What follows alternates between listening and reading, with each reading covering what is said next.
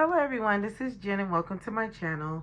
So I'm here to share a video responding to my Dandelion diary, or diaries. So if you're new, welcome. I do journaling, planning, different type of videos, and diving more into creative videos. So I actually have my planner here and I have written some things in response to my Dandelion diaries.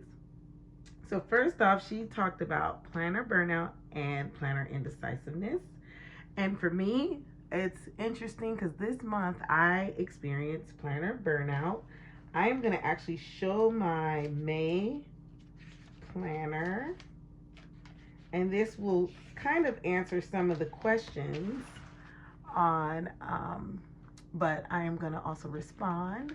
So I have not really filled out anything for December. I have been purging, so I actually need to fill in these circles that I did throw away. 2 bags of trash, so trying to do some big time purging. And yeah, so maybe that's what my mind's been on. This is actually a reused Aura Estelle A6. And so she asked several questions, and I am going to kind of show you what I am using right now. And I'll just keep this open as just something to look at. So she mentioned about planner burnout and planner indecisiveness.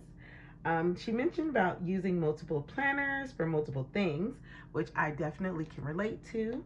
I do. This is my budget planner. If you've been to my channel before, you know I use multiple planners as well. So this is my budget planner. This is my journal, which is also repurposed. I've used it as a planner. I've used it as scripture writing. There's times I have not done scripture writing. And I use this for April and May. So I have been doing some journaling in the back. And this is something I used in March. This is my kind of journal planner, scripture writing. So I definitely can relate to the multiple planners and journals. So I know planners and journals sometimes are lumped in one category. For me, I think I've kind of played around with doing planners and journals together, but I prefer to have my planners kind of separate from journaling. But the only thing with that is I have my memory keeping and things that I'm doing in my planner. So then when I've done some memory keeping, I go back to that to see what was going on at that time. So I think for myself, I don't want to answer this question yet. Hold on. So she mentioned about certain cycles of feeling burnout. I and May also have felt burnout. I don't know if it's because it's like going on to half of the year, and also there's been a lot of transition. Like we came back from Florida, and my headspace was just different, and I've just been focusing on, I've been working but also just purging because it's warm, and when it's warm, you know that spring cleaning does kick in, so that's really kicked in for me. So as far as what else she said, so planners help you to be organized in your life, helps you to keep track of things, to be a better you. Some do it, some don't. I am jumbling, sorry. So she had mentioned that some planners do the trick and then some don't. And then to answer some questions that she asked us, she asked, is it okay to put these planners aside? And I pretty much answered that question with my planner that I got burnt out on in May. And I actually, because of my burnout, I actually brought out my 2024 Moleskine that I bought for $12.99 that I wasn't a big fan of, but I have actually been writing down everything that I've been needing to do. A lot of my planners I have are undated or are older planners. So I have to like actually date them, and that has been, I mean, to do that every month is just frustrating. So I'm just gonna give a spoiler alert for 2025 because I do like having this planner. I am going to have a dated planner for 2025, and even if I take one of my old planners and date it, I want it all dated for the whole year. So I will take time to do that so it's ready and I don't have to number it and decorate it and all that for the new year. So yes, I do believe that it is okay to set a planner to the side. I did that myself. So is it okay to force yourself to keep using them? I say no. Life is too short. I have kids at home. I homeschool. Um, Once again, that's why I like this. I just jot down what needs to be done and that's it. Um, as far as my journaling, sometimes I journal, sometimes I don't. So that's also going to put in play how I'm gonna decide on my journals and planners for 2025. But I do believe it's okay. There are things I do believe though that need to be jot down, and I think your main planner, which right now this is these two are pretty much my main planners. I'm actually turning this into like my cleaning schedule, and then like if there's anything that needs to be done, like I wrote down like change water filter, things like that. I believe that can be scribbled down really quick into a planner. But there's different options in keeping track of that. But I do believe your main planner you should keep in line every month, because there are times where you're going to need to go back and see, oh, when did I do this, or when did I change the water filter, when did I have my oil change for my car. Unless you have like the stickers. My husband does the oil changes, so that's how I keep track. But I do believe there should be at least one planner in play that you could just you're not even decorating, doing anything else, but just that you can write in and that's it. Not make it tedious. Just write down those important things. Um, so she said, if they're not helpful, I believe you should have one, at least I'm learning one main planner that's helpful that you can go back to, because when you do switch planners, I learned this last year, that it becomes very frustrating to look for certain things that you need to keep track of. Like for me, it's interesting because I haven't really put my budget in here, but I have actually written some things in here. So I feel like, I guess you could say this is like my catch-all. So I do believe we should have a catch-all for those important dates, especially if we have children and we have a lot going on. I do believe there should be one main planner in play. All of them, no, I don't believe that. I believe you could jot everything out down in that one journal or planner. So is it okay to buy something new?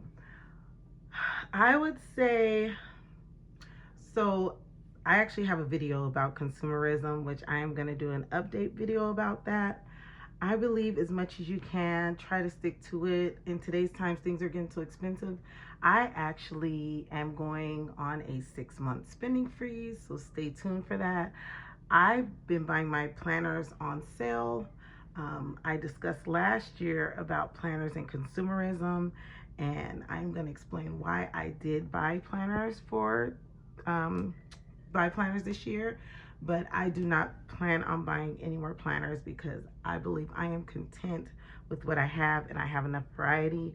But I don't think we should actually jump around and buy something new if it doesn't work, because I feel like unless you back plan, I'm not a back planner. That just is not my thing. But I do believe it can get caught up in the midst of everything. Like so far, my planning has been in this field notes. I have a like freezer inventory, refrigerator. I guess it's going to turn into kind of my pantry organizer. And then I have this now, that's my catch-all. I didn't like it at all, but now I love this. I'm not crazy about the paper, but I like how I can just go in and jot down things very quickly in here. And then here, I wanted to kind of play around with A6. Oh, this is not the right one. It is this one. I wanted to play around with A6, so I did kind of fill this up. So what I'm going to do is, what I've seen people do is at the bottom, write the year, and then that way I can keep track of what I did for that year. Um, yeah, and keep it in my records. Um, so so as far as buying something new, I believe as much as you can, stick with it. And I'm learning. She mentioned about um, how she was using the Hobonichi before, and then went to the Common Planner. And I believe that can be a problem because when your mind is when it's structured and like, well, she said her Hobonichi structured. So when you're used to that structure and then you go to something not structured, it's like retraining your brain versus when you're used to that same routine. Um, I believe I'm learning I want to separate my planning from my creativity. I will like add little stickers and things like that, but my planning is my planning. And my creativity, I want to separate that because I find myself being more creative and getting caught up in the creative mode. And then, like, okay, I'm going to go to a new planner to be creative in a different way, and it's not working for my brain. So I'm learning to stick to what I have, use that for your notes, whatever, add little stickers, but have a whole nother system for your creativity. Everybody's different. I know some people like not having the blank space in their planner. I don't care. That's another thing that was brought up. There's gonna be times where things happen. Like if I'm in the moment with my family, there's certain things I'm not gonna care if I got blank spaces. But that's also why I journal. So then maybe to kind of keep things together for that year, what you might have missed in your planner, you can read your journal and say, oh, okay, so this is what's going on. This is why my planner was blank or I wasn't in the right place at the time or whatever. But because I'm a journaler, I would know, oh, this is why it was a blank space because this was going on in my life at that time. So I believe that as much as you can, it's good to stick with like that one system. Like I am definitely learning that. The whole planner community thing really like I think what really opened my eyes to is I will just say it. I was canceled by Coco Daisy and I will do another video with that. But because of that, that really opened my eyes that I didn't need it. Like that, I didn't need it. It was just extra. Why every month am I taking the time to get a kit, spend money for kits like that? I can't, I, that's one thing I like about the Coffee Monsters Co. She comes out with 6 months worth of stickers and you can decorate for 6 months and even still forward plan. One thing with Coco Daisy, you gotta wait every single month. And I think that probably kind of stunted a lot of things with me. And even sometimes would hold off on like using a kit or whatever, like for memory keeping for something different. But it really sparked me to want to go on a spending freeze as far as planners and journals and notebooks and stickers and things like that, and to use what I have and to enjoy what I have and to do that. If I need to plan, just plan in my book, like just write it in. Like I got happy planner stickers, I got Hobby Lobby stickers, and just if I want some fun stickers just to put in there, then that's what I'm gonna do. So hopefully I'm answering the questions okay. But she talked about planner indecisiveness. I am learning now. I enjoyed the Happy Planner for a few years. I enjoyed Erin Condren a few years. But I think I probably did some of it more of the hype. I enjoy looking at it, but at the end, I'm like, okay, trying to find certain information. And I'm like, oh yeah, we did this. Oh yeah, we did that. But now I have like a Happy Planner and a Erin Condren that's kind of big. I'm learning I like the smaller spaces. So I'm learning I want to kind of keep unless I'm homeschooling, but keep my planners within the A6, even possibly pocket and A5 size. I don't want to go any bigger than that anymore. But if I want to be creative, I have like older happy planners. I have um, journals, like creative journals, those things. But I am learning to separate that because it really, I think, was very, um, it kind of burned me out. So, but hopefully, I'm answering these questions. And on the last question, oh, she mentioned about also, um, yeah, she mentioned about buying new, and then she mentioned about blank pages. I'm learning I like structure too. Like this is fun. This is structured because it's it has horizontal lines and then I could do notes on the side. I would call this structured because I have a structured, like the same layout every week versus a blank layout and you're drawing it and all that. Because I've learned you can bullet journal in these type of things. You don't have to have like a completely blank page. Like I need structure as well because if I don't have structure, then it's boggling my mind and then I'm like everywhere. Like so anyway, some of you can probably relate.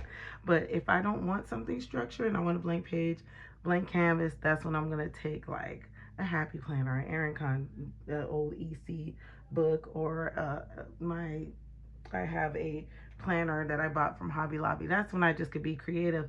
I don't care if that gets mixed up in the mix. I don't care. But when it comes to my planners, I need to know when I need to change my water filters or when I need to, or when did we pick weeds or when did I mow the lawn. I mean, you can see when the lawn needs to be mowed, but for myself, I like to keep track of when I'm mowing the lawn or whoever's mowing the lawn. So that is it. Hopefully I answered those questions. I am so glad my Dandelion Diaries did come out with that video because as far as indecisiveness, no, right now I'm not indecisive because I have finally found something right now for this year that is structured for me and that I can just write what I need to write and all those things. And it's all in this book because I've even tried different layouts and at first I was like, oh, I don't like it, but I like the fact that it is um, not sharing completely, like, because this is personal, but I could just write in like, okay, my kids, they had involved in Civil Air Patrol, they have a flight coming up, or they have their camp coming up, and just write it in. And this is just, yeah, I will have to say I do like this. And for $12.99, I couldn't beat it. I have to say I am enjoying that. So, and it's not the expanded, it's just a basic Moleskine, yeah, the weekly, basic Moleskine weekly. And I think that's it. So thanks so much for stopping by and watching. And yeah, just let me know what you think. I do want to read the comment section too. I didn't read the comment section, and this is actually my second time I have watched the video, but I want to respond to her. So I am so glad she's not the only one that had planner burnout this month because I did as well. And yeah, but I am honestly, it took me to have that burnout to realize what I needed. So there we go. You're going to have those times where you do have burnout.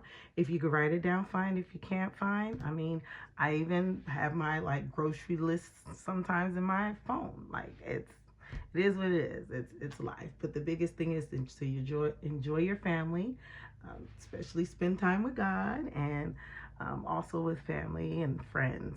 That's the most important thing. Don't let this planner thing get you too worked up. We have other things in life that we're going through so much, and let's just spend the time with our loved ones and enjoy that moment. So y'all have a wonderful and blessed day. God bless. Bye.